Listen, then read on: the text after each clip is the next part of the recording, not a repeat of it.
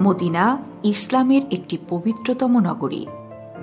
সর্বশেষ নবী হযরত মুহাম্মদ সাল্লাল্লাহু আলাইহি ওয়াসাল্লাম মক্কায় কাফিরদের অত্যাচারে অতিষ্ঠ হয়ে আল্লাহর নির্দেশে মদিনায় হিজরত করেন।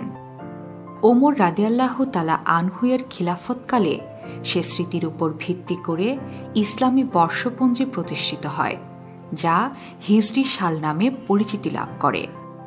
হযরত মুহাম্মদ সাল্লাল্লাহু আলাইহি ওয়াসাল্লাম মদিনায় হিজরতের পরে পবিত্র কুরআনের যে বাণী নাজিল হয়েছিল তাকে মাদানী সূরা বলা হয়।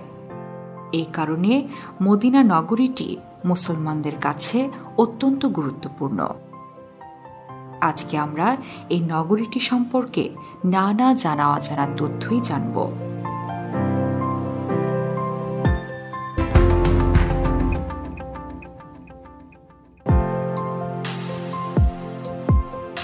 মদিনায় মুহাম্মদ সাল্লাল্লাহু আলাইহি ওয়াসাল্লামের আগমনের বহু পূর্ব থেকেই জনবসতি ছিল। এর পূর্ব নাম ছিল ইয়াসরিব। ধারণা করা হয় বনি ইসরায়েলের শত্রু রাজা ইয়াসরিবের নাম অনুসারে এই এলাকার নাম ছিল ইয়াসরিব। এর অর্থ অভিশপ্ত। 622 খ্রিস্টাব্দে মুহাম্মদ সাল্লাল্লাহু আলাইহি ওয়াসাল্লাম ইয়াসরিবে আসেন। নামটি পছন্দ না হয় তিনি এর নাম রাখেন আল মদিনা আন নাবিয়াহ বা নবীর শহর। পরবর্তীতে এটি মদিনা নামে পরিচিতি লাভ করে এবং বিভিন্ন সময় এখানে ক্ষমতা বদল হয়। মুহাম্মদ সাল্লাল্লাহু আলাইহি ওয়াসাল্লাম ও তার খলিফাদের পরে এটি উমাইয়া শাসকদের অধীনে যায়। এরপর আব্বাসীয় শাসক, মিশরের শাসক, অটোমান সাম্রাজ্য, মোহাম্মদ আলী পাশার হাত ঘুরে বর্তমানে এটি সৌদি আরবের রাজতন্ত্রের অংশ। মদিনা নানা কারণে ইসলামের ইতিহাসে মহা গুরুত্বপূর্ণ নগরী। এখানে রয়েছে মসজিদে কুবা। এটি মদিনার প্রথম মসজিদ বলে মনে করা হয়। কুবা একটি কূপের নাম। এই কূপকে কেন্দ্র করে সেখানে জনবসতি গড়ে ওঠে। একে বলা হতো কুবা মহল্লা। মুহাম্মদ সাল্লাল্লাহু আলাইহি ওয়াসাল্লাম মক্কা থেকে মদিনা গমনকালে কুবায় অবস্থান করেন এবং একটি মসজিদের ভিত্তি স্থাপন করেন। কেবলার দিকে প্রথম পাথরটি নিজ হাতে স্থাপন করে এর নির্মাণ কাজেও অংশ নিয়েছিলেন। তাই মুসলমানদের কাছে মসজিদটি অত্যন্ত গুরুত্বপূর্ণ। নির্মাণের পর থেকে এটি বেশ কয়েকবার সংস্কার করা হয়েছে। মসজিদটি নির্মাণে এক ধরনের সাদা পাথর ব্যবহার করা হয়েছে, যা অন্য কোথাও দেখা যায় না। 4টি মিনার, ছাদে একটি বড় গম্বুজ এবং পাশে 5টি ছোট গম্বুজ রয়েছে। মসজিদের ভেতরের কাজও মনোমুগ্ধকর। দামি কার্পেট বিছানো মেঝেতে নামাজ আদায় করেন মুসল্লিরা। মসজিদে কুবার নিকট ইসলামের বিরুদ্ধে ষড়যন্ত্রকারীরা আরেকটি মসজিদ নির্মাণ করে। এর নাম মসজিদে জিরার। এখানে বসে মুসলমানদের বিরুদ্ধে ষড়যন্ত্র করত শত্রুরা। আল্লাহর নির্দেশে সেটি মুহাম্মদ সাল্লাল্লাহু আলাইহি ওয়াসাল্লাম ভেঙে দেন। এর উল্লেখ পবিত্র কোরআনে আছে। এর ধ্বংসাবশেষ এখনও বিদ্যমান। কুবায় মুহাম্মদ সাল্লাল্লাহু আলাইহি ওয়াসাল্লাম 14 দিন অবস্থান করেছিলেন। এরপর তিনি মদিনার উদ্দেশ্যে রওনা হন। যেদিন তিনি রওনা হন সেদিন ছিল শুক্রবার।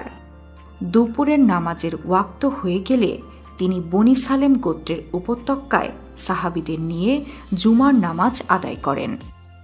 সেখানে 100 জন মুসল্লি শরিক হন। সেটি ছিল ইসলামের প্রথম জুমার নামাজ। পরবর্তীতে সে স্থানে একটি মসজিদ নির্মাণ করা হয়। এর নাম রাখা হয় মসজিদে জুমা। মসজিদটি প্রথমে পাথর দিয়ে তৈরি করা হয়। পরবর্তীতে বিভিন্ন সময় এটি সংস্কার করা হয়। মসজিদটিতে একসঙ্গে 650 জন মুসল্লি নামাজ আদায় করতে পারেন। মুহাম্মদ সাল্লাল্লাহু আলাইহি ওয়াসাল্লামের স্মৃতিধন্য আরেকটি মসজিদ হচ্ছে মসজিদে গামামা। গামামা অর্থ মেঘমালা।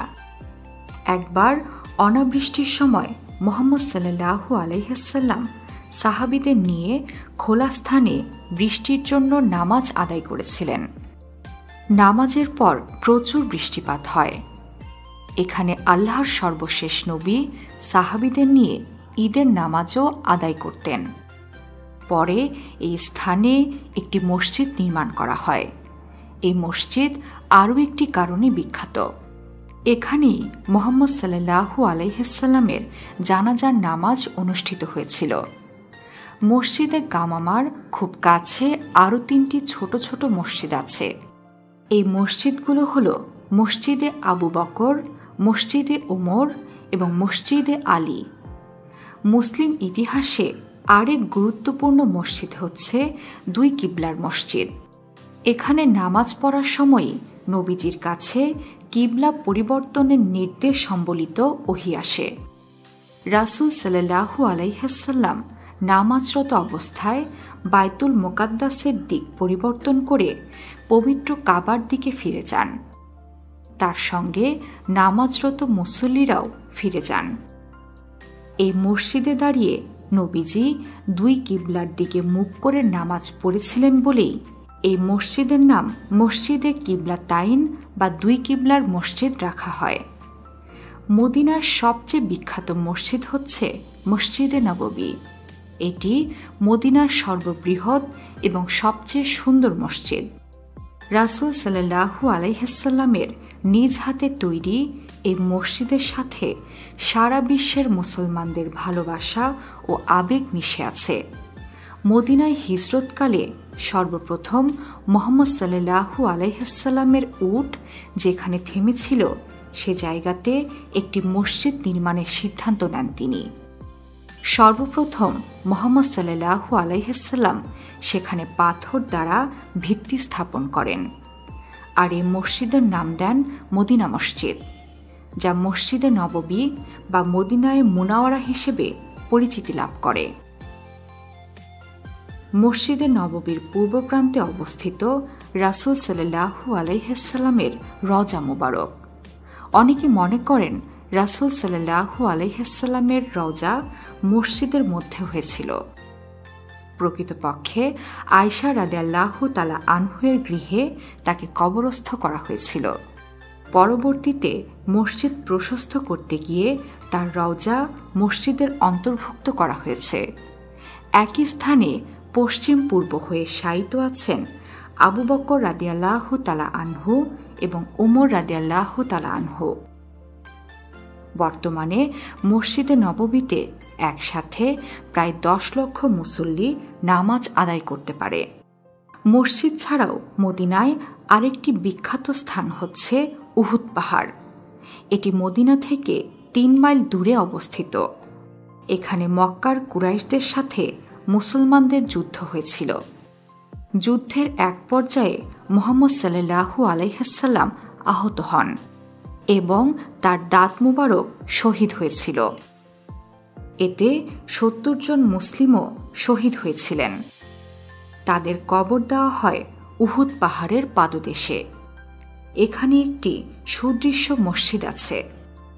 বর্তমানে অমুসলিম কেউ মক্কা ও মদিনায় প্রবেশ করার অনুমতি পায় না।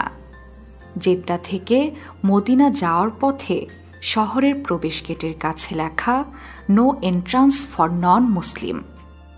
মদিনার প্রবেশ মুখে গাড়ি, কাগজপত্র ও হজ ভিসা তল্লাশি করা হয়।